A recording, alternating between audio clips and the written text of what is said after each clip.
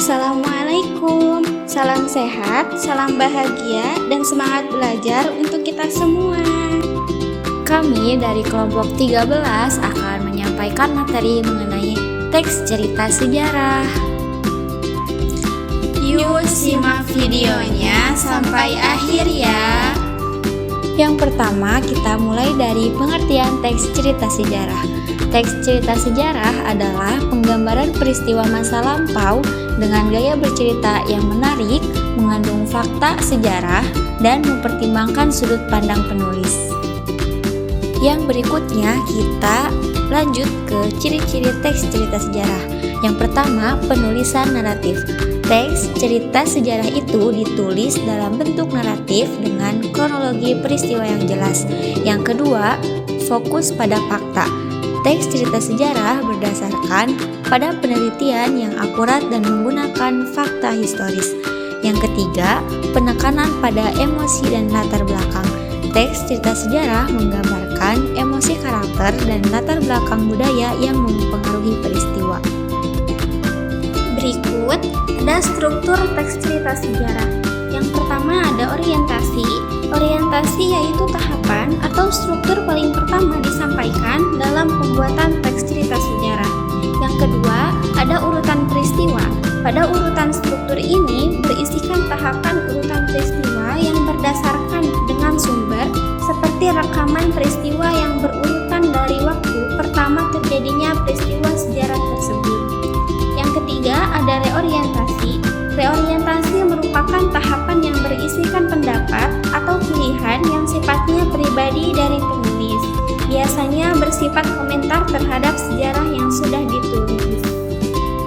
Berikutnya, fungsi teks cerita sejarah. Yang pertama, fungsi rekreatif, yaitu memberikan rasa gembira dan rasa senang kepada pembaca. Yang kedua, fungsi inspiratif, yaitu memberikan inspirasi, imajinasi, dan kreativitas untuk keberlangsungan hidup berbangsa dan bernegara, untuk menjadi lebih baik lagi. Yang ketiga, fungsi instruktif, sebagai alat bantu dalam pembelajaran. Yang keempat, fungsi edukatif, yaitu dapat dijadikan petunjuk dan pelajaran kehidupan bagi manusia dalam berperilaku. Nah, berikutnya yaitu kaidah kebahasaan teks cerita sejarah. Yang pertama, menggunakan kalimat bermakna lampau. Teks cerita sejarah akan menggunakan kalimat yang menunjukkan bahwa peristiwa itu telah berlalu. Kalimat-kalimat ini biasanya ditandai dengan kata-kata seperti telah, sudah, terbukti, dan kata-kata lain yang menunjukkan kejadian masa lalu. Yang kedua yaitu menggunakan konjungsi temporal. Konjungsi temporal adalah kata hubung yang berkenaan dengan waktu. Contoh yang sering digunakan dalam teks cerita sejarah antara lain setelah itu, sejak saat itu, mula-mula, kemudian, dan sebagainya. Yang ketiga, menggunakan kalimat langsung. Beberapa teks cerita sejarah juga memanfaatkan kalimat langsung yang ditandai dengan adanya dialog antara tokoh-tokoh.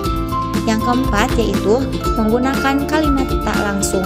Selain kalimat langsung, cerita sejarah juga menggunakan kalimat tak langsung untuk menyampaikan ucapan atau pandangan tokoh melalui narasi penulis. Kalimat ini biasanya ditandai dengan kata-kata seperti menceritakan tentang, menyatakan, mengungkapkan, menurut, dan lain-lain. Yang kelima yaitu menggunakan kata kerja mental. Kata kerja mental adalah yang menggambarkan respon atau sikap seseorang terhadap suatu tindakan. Contohnya seperti mengecewakan, berpikir, sependapat, dan lain-lain. Yang keenam, menggunakan kata kerja material. Sementara itu, kata kerja material adalah kata-kata yang menggambarkan tindakan fisik atau proses. Contohnya, dalam cerita sejarah ditandai dengan kata-kata seperti berlari, melempar, tersenyum, dan sebagainya. Yang ketujuh, menggunakan kata sifat. Kata sifat dalam teks cerita sejarah digunakan untuk menggambarkan karakter peristiwa atau tempat yang diceritakan. Contoh kata sifat yaitu khawatir, berwibawa, prihatin, dan lain-lain. Nah, yang terakhir yaitu yang ke-8 yaitu menggunakan kata kiasan atau majas. Terakhir, cerita sejarah umumnya akan menambahkan kata-kata kiasan atau peribahasa untuk memberikan efek dramatis dan memancing imajinasi pembaca, serta membuat cerita lebih menarik dan